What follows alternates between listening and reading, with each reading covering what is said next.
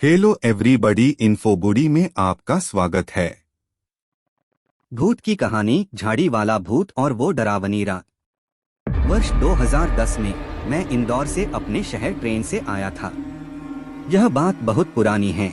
उस समय मेरे शहर का रेलवे स्टेशन काफी सुनसान जगह पर स्थित था। ट्रेन 11 बजे रेलवे स्टेशन पहुंची थी, इस वजह से स्टेशन पर ज्यादा चहल पहल नहीं थी।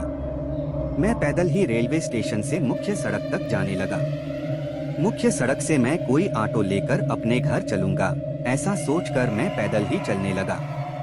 मैं एकदम अकेला था। आसपास कोई नहीं था, सिर्फ मैं और अंधेरा। मुझे कुछ भी सुनाई नहीं दे रहा था, सिर्फ मेरी सांस की आवाज। मैं धीरे धीरे चल रहा था।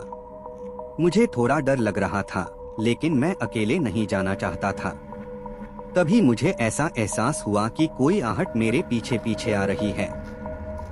मैं पलटकर देखा तो कोई नहीं था।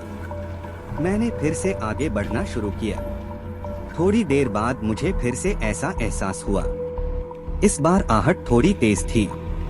मैं पलटकर फिर से देखा तो कोई नहीं था। मैं डर गया था। मैं तेजी से चलने लगा। मुझे लगा कि कोई मेरे साथ साथ चल रहा है। मैं झाड़ियों के बीच से गुजर रहा था।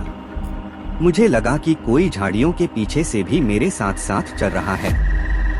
मैं और भी तेजी से चलने लगा। मैं दौड़ने लगा। तभी मुझे लगा कि सड़क के किनारे लगी स्ट्रीट लाइट जलने और बुझने लगी।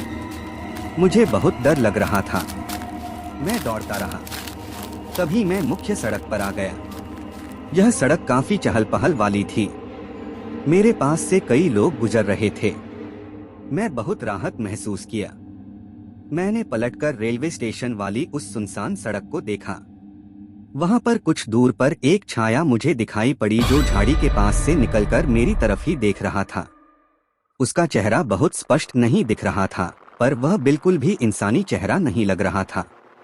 उसका चेहरा बहुत ही बिगड़ा हुआ था। उसके चेहरे में उदासी और नफरत थी। मैं बहुत डर गया। मैं तुरंत पलट गया और भागने लगा। मैं भागता रहा जब तक कि मैंने ऑटो स्टैंड तक नहीं पहुंच गया। मैंने एक ऑटो को रोका और उसमें बैठ गया। ऑटो वाला मुझे देखकर मुस्कुराया। उसने कहा, बाबूजी, आपको भी झाड़ी वाला भूत दिखा क्या? मैं हैरान रह गया। मैंने पूछा, तुम्हें कैसे पता? ऑटो वाले ने कहा, यहाँ झाड़ी वाला भूत रहता है। रेलवे स्टेशन जाने वाले सभी ऑटो वालों को वह भूत दिख चुका है। मुझे भी कई बार दिखा है। इसलिए अब मैं रात को 8 बजे के बाद रेलवे स्टेशन नहीं जाता। मैंने पूछा, झाड़ी वाला भूत क्या होता है?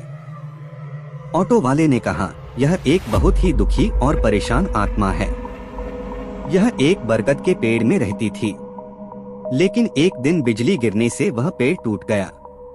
इस वजह से वह आत्मा बहुत गुस्से में है। उस भूत को लगता है कि रेलवे स्टेशन में आने वाले लोगों ने ही उस बरगद का पेड़ काटा है। इसलिए वह झाड़ी में रहने लगा और इस रेलवे स्टेशन में आने वाले लोगों को वह भूत लोगों को डराने लगा। कई बार तो उसने लोगों को लगभग मार ही डाला था। सी ऑल्सो भूत की कहानी। रीवा के लोही में रात को 10:30 बजे मिला उड़ता हुआ भूत। मैंने ऑटो वाले को पैसे दिए और अपने घर चला गया। मैं बहुत डर गया था। उस रात के बाद से मैंने कभी भी रीवा रेलवे स्टेशन वाली उस सुनसान सड़क से नहीं जाना चाहा। यह कहानी डरावनी है, लेकिन यह एक संदेश भी देती है। यह बताती है कि हमें प्रकृति का सम्मान करना चाहिए और पेड़ों को नहीं काटना चाहिए।